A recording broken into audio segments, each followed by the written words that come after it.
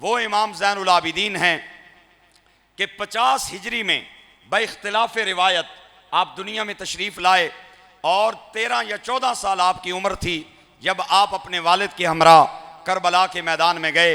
ये इमाम ज़ैनुल आबिदीन वो हैं जिनकी आमद की खुशखबरी हज़रत उमर बिन ख़त्ताब ने सुनाई थी। आपकी पैदाइश की खुशखबरी हज़रत उमर फ़ारूक ने सुनाई थी। अल्लाह अकबर। आपने एक लश्कर ईरान के फतह के लिए ईरान रवाना किया। दौरे फारूकी में उस लश्कर का हमला इतना पुरजोर था और इतना ताबड़तोड़ था कि उन्हें अपनी जूतियां पहननी भी याद न रही। वो जूतियां छोड़ के भाग गए, महल छोड़ के निकल गए। अपने बच्चे, अपनी खवातीन, शहजादियां भी छोड़ के भाग गए। माले गनीमत में उनकी शहजादियां भी गिरफ्तार करके गुलाम बना के हज़रत उमर फ़ारूक की बारगाह में मदीना मुनव्वरा में पेश की गईं। अल्लाह अकबर। तारीख़ की किताबें बताती हैं वो ज़ेवरात से इतनी लदी हुई थी कि उनके कपड़े नज़र नहीं आते थे, इतना जेवर था उनके जिस्म पे। सहमी हुई, गिरफ्तार, कैदी हज़रत फ़ारूक आज़म के सामने बैठी हैं। सारी ख़वातीन सहमी हुई थीं, निगाहें उनकी झुकी हुई थीं। एक खातून बुलंद आवाज़ से कुछ बुड़बुड़ा रही थी, बोल रही थी। हज़रत उमर फ़ारूक ने फरमाया ज़रा जाके देखें ये खातून क्या कह रही है, ये बच्ची क्या कह रही है। जो लोग पर्शियन जानते थे, फ़ारसी जानते थे, एक बंदा करीब आया तो उसने हज़रत फ़ारूक आज़म को अर्ज़ की, हुजूर ये अपने फ़ौजियों को बुरा भला कह रही है, अपने सिपाहियों को बुरा भला कह रही है और कह रही है कि उन्होंने बुज़दिली दिखाई है, डरपोक थे, डर गए, मुसलमानों की फ़ौज का मुकाबला न कर सके। हमने दूसरा घर नहीं देखा था, हमें आज कैदी बना के दियारे गैर में लाया गया है। ये अपने उन बड़ों के ख़िलाफ़ बातें कर रही है। हज़रत फ़ारूक आज़म मुस्कराए और आपने फरमाया ये गैरतमंद भी है और दलेर भी है, गैरतमंद भी है और दलेर भी है। जहाँ बाकियों को अपनी जान के लाले पड़े हुए हैं, कैदी हालत में हैं, दियारे गैर में हैं, ख़वातीन हैं, औरत ज़ात जो मर्द के बनिस्बत कमज़ोर होती है, और इसका ये बोलना और बुड़बुड़ाना और इसका इस तरह की गुफ्तगू करना इसकी दलेरी की दलील है, इसकी गैरतमंदी की दलील है, ये बड़ी आली ख़ानदान की है। तो एक खादिम ने हज़रत फ़ारूक आज़म से अर्ज़ किया, सरकार फिर इसे आप अपने निकाह में नहीं ले लेते? ख़ानदान भी आली है, गैरतमंद भी है, बहादुर भी है, आप इसे अपने निकाह में ले लें। अल्लाह अकबर। हज़रत उमर फ़ारूक ने फरमाया शहज़ादी है तो किसी शहज़ादे के घर जानी चाहिए। उन्होंने कहा जनाब फिर शहज़ादे तो फिर आपके बेटे ही हैं ना, अब्दुल्ला बिन उमर, आसिम बिन उमर, उबैदुल्ला बिन उमर, ये 3 बेटे थे आपके। आप अमीरुल मोमिनीन हैं, बादशाह हैं, हुक्मरान हैं, मुसलमानों के खलीफा हैं, नबी पाक के जानशीन हैं, फिर शहज़ादे फिर आपके ही बेटे हैं, किसी के साथ निकाह करवा दें। हाय, आप हजरात की तवज्जो का तलबगार हूँ, इस जुमले पे बहुत तवज्जो चाहता हूँ आपकी। हज़रत फ़ारूक आज़म रज़ी अल्लाह ताला अन्हु ने मुस्करा के फरमाया शहज़ादे मेरे बेटे नहीं हैं, शहज़ादे वो हैं जिन्हें हुजूर ने अपने कंधे पे सवारी बख्शी है। अल्लाह अकबर। शहज़ादे ये नहीं हैं, शहज़ादे वो हैं जिन्हें हुजूर ने अपने कंधों पे बिठाया है। सजदे में हुजूर की पीठ पे वो सवार हुए, हुजूर ने अपना लुआब चुसाया, हुजूर की गोद में तरबियत पाई। बंदे हैरान हो गए, सरकार आप क्या कहना चाहते हैं? फरमाया अली को भी बुला के लाओ और हुसैन को भी बुला के लाओ।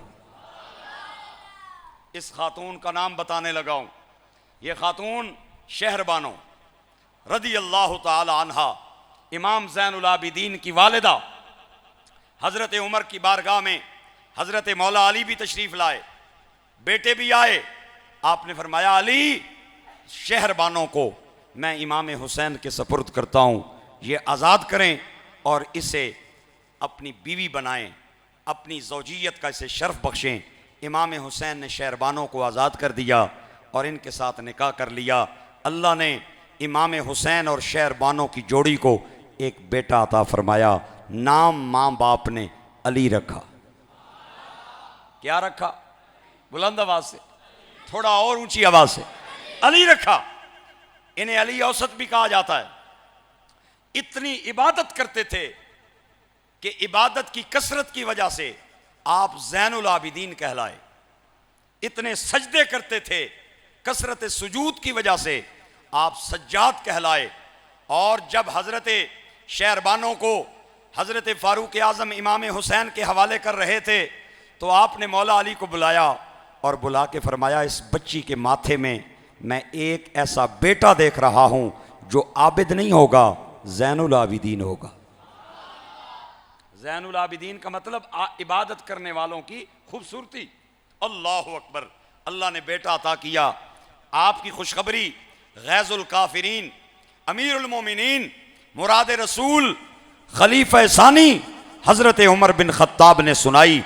मैं आप हजरात से यहां एक ब्रैकेट में सवाल करना चाहता हूं, अगर उमर मौला अली के मुखालिफ होते या अली के दिल में माअज़ल्लाह उमर का बुग़्ज़ होता तो हजरत उमर फारूक शहरबानों को इमाम हुसैन के सपुर्द करते? ओ बोले ना। आज यार लोगों ने कहा है जनाब उमर के दिल में अली का बुग़्ज़ था, माअज़ल्लाह अली के दिल में उमर का बुग़्ज़ था। और मैंने कहा छोड़ दो भाईजान, छोड़ दो, माफ़ कर दो। हजरत उमर के दिल में अली का प्यार था, अली के दिल में उमर की मोहब्बत थी। और एक और बात आज करने जा रहा हूं, आप हजरात तवज्जो। जितनी भी आले बैत की अजमत और शान की अहादीस और रिवायात किताबों में मौजूद हैं, उन रिवायात में से अक्सर के रावी हजरत अबू बकर सिद्दीक है, उम्मुल मोमिनीन हजरत आयशा हैं, हजरत उमर बिन खत्ताब हैं। आपने ये रिवायत मुझसे भी सुनी होगी, दीगर उलमा से भी आपने यकीनन सुन रखी होगी। सरकार ने फरमाया अन नज़रु इला वजहि अली इबादा, अली के चेहरे की तरफ देखना इबादत है। ये रिवायत किसी और ने नकल नहीं की, हजरत अबू बकर ने की है। इस रिवायत के रावी हजरत सिद्दीक हैं। और हजरत फातिमा की वो रिवायत, हजरत आयशा की वो रिवायत कि जब सैयदा ज़हरा हुजूर की बारगाह में तशरीफ लाती थी तो सरकार खड़े होकर अपनी बेटी का इस्तकबाल करते थे, अपनी बेटी का मुंह माथा चूमते थे, सर सूंघते थे। हजरत आयशा इस रिवायत की राविया हैं। मैंने एक दिन हुजूर से अर्ज की, या नबी अल्लाह, माँ बाप को मैंने बच्चों के लिए खड़े होते देखा है, मुंह माथा चूमते देखा है, लेकिन एक बात मेरी समझ से बालातर है, फातिमा जब भी आपके पास आती है आप जहरा का सर क्यों सूंघते हैं? आपने फरमाया आयशा, बच्चियों के सर सूंघे जाएं, तेल की स्मेल आती है, मैं फातिमा का सूंघता हूं, मुझे जन्नत की खुशबू आती। इस रिवायत की राविया हजरत आयशा है, हजरत फारूक आजम है। कोई बंदा अपने दुश्मनों के हक में गवाही नहीं देता। ये गवाही इस बात की दलील है कि सहाबा के दिल में आले बैत की मोहब्बत थी और आले बैत के दिल में सहाबा का प्यार था। अल्लाह अकबर। मेरे ग्रामीण कदर अहबाब, हजरत इमाम ज़ैनुल आबिदीन ने बचपन अपने बाप की गोद में गुजारा। इल्म इल्म इल्म अपने बाप से लिया। मैं कुर्बान जाऊं, हुसैन ने इल्म लिया मौला अली से, और मौला अली बाबे मदीनतुल इल्म के आम शागिर्द इतनी शान वाले हैं, इमाम हुसैन कितनी शान वाले होंगे। आपने बचपन अपने अब्बा जान की गोद में गुजारा। आपकी 13 या 14 साल उम्र अपने वालिद के हमरा करबला के मैदान में गए। मेरे भाइयों और दोस्तों, छोटी सी उम्र में करबला के मसाइब को अपनी आंखों से देखा, करबला के दुखों को अपनी आंखों से देखा, करबला की तकालीफ के चश्मदीद गवाह इमाम ज़ैनुल आबिदीन इमाम सज्जाद बीमार करबला बने। मेरे ग्रामीण कदर अहबाब, आशूरे वाले दिन जब सब लोग शहीद होंगे, असर की नमाज से पहले एक नौजवान फुरात दरिया के किनारे गया और पानी का प्याला भर के इमाम ज़ैनुल आबिदीन के खेमे के आगे आया और आके कहता है, कोई है खेमे में तो बाहर आए। इमाम ज़ैनुल आबिदीन बाहर आए।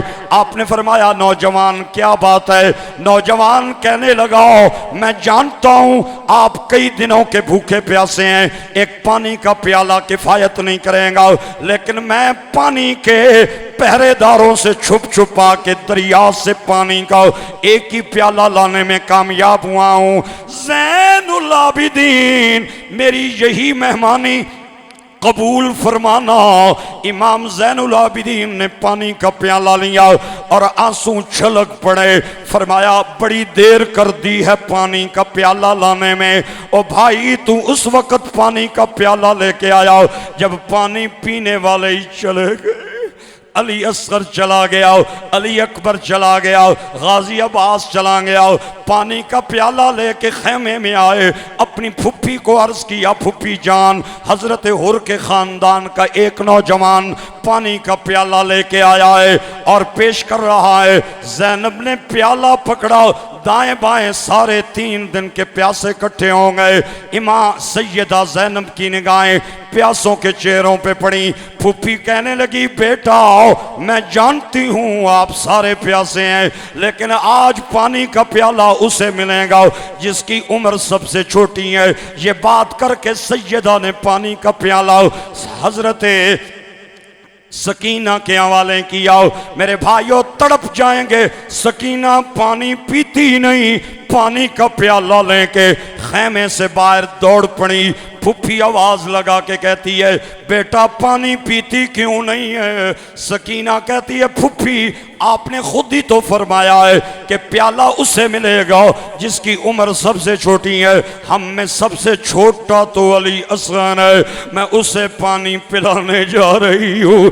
ज़ैनब कहती है बेटा वापिस आ जाओ, पानी पी ले। अली असगर को तो नाने मोहम्मद ने कौसर के जाम पिला दी।